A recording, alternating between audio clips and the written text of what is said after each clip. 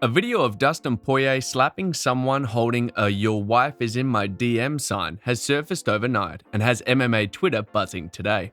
The video shows a middle-aged looking guy who looks to me like Gordon Ryan for some reason, however, most definitely isn't, holding up the sign as Dustin goes past in a car throwing out things to fans in the crowd.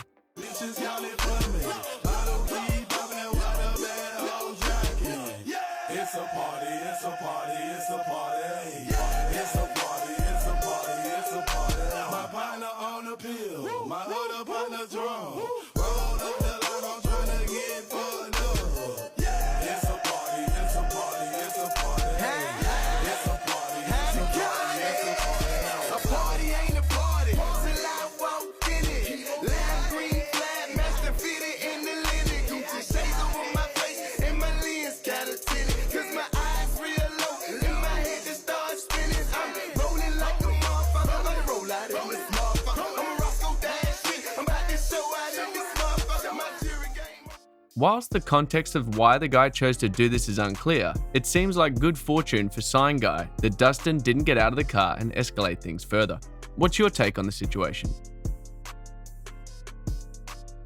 It's just been announced that Beneil Dariush will take on Charles Oliveira in May at UFC 288.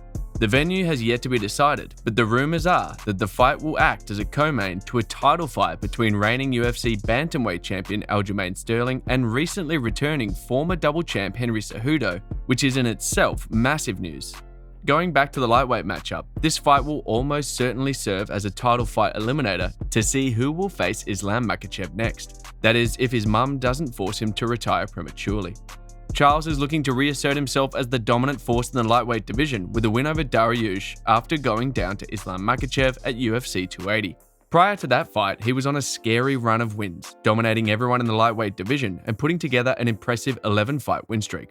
For Dariush, this fight represents, hopefully, the final step before finally getting his shot at the lightweight belt.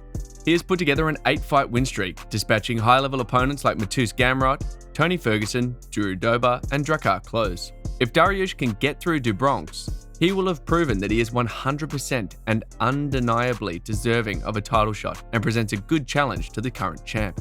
Looking at the matchup between the two fighters, it will be interesting to see how things play out. Beneil has power on the feet, good top control, and grappling skills. It will be interesting to see how he deals with the mixed striking arsenal coming back his way from Charles in the way of punches, knees, and kicks up the middle.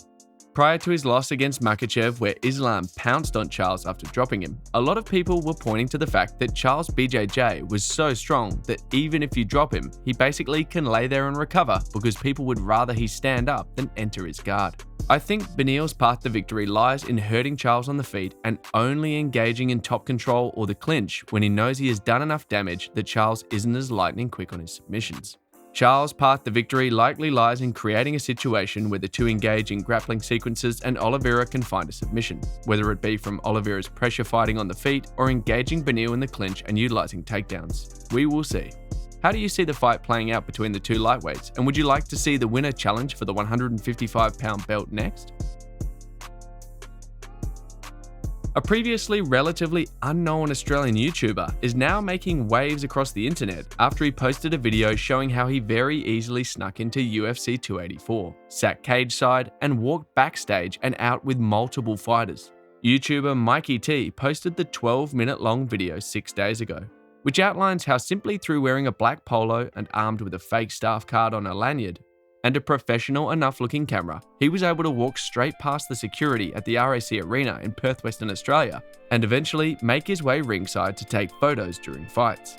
The video is now getting media attention and has been shown on Australian news shows. Whilst it's unclear whether there will be any legal ramifications as a result of the video, one outcome is likely, and that is that the UFC takes their security checks for personnel a bit more seriously. Head to the guy's channel if you want to see it in full. His name is Mikey T.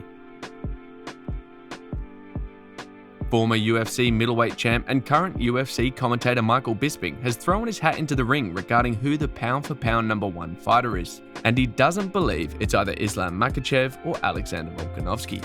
Speaking recently on his YouTube channel, Bisping said, "Who is the pound-for-pound #1? That is the big story. Recently, we had UFC 284. Number 1 pound for pound against the number 2. A lot of rankings still have Alexander Volkanovski at the pound for pound number 1, even though he lost. Volkanovski is still, against Islam, probably pound for pound a better fighter, but I don't think Alexander Volkanovski is the pound for pound number 1 on the planet. He continued by elaborating on who he thinks is the pound for pound king, by saying that title belongs to a man that returns next week to the octagon. Of course, I'm talking about Johnny Bones Jones.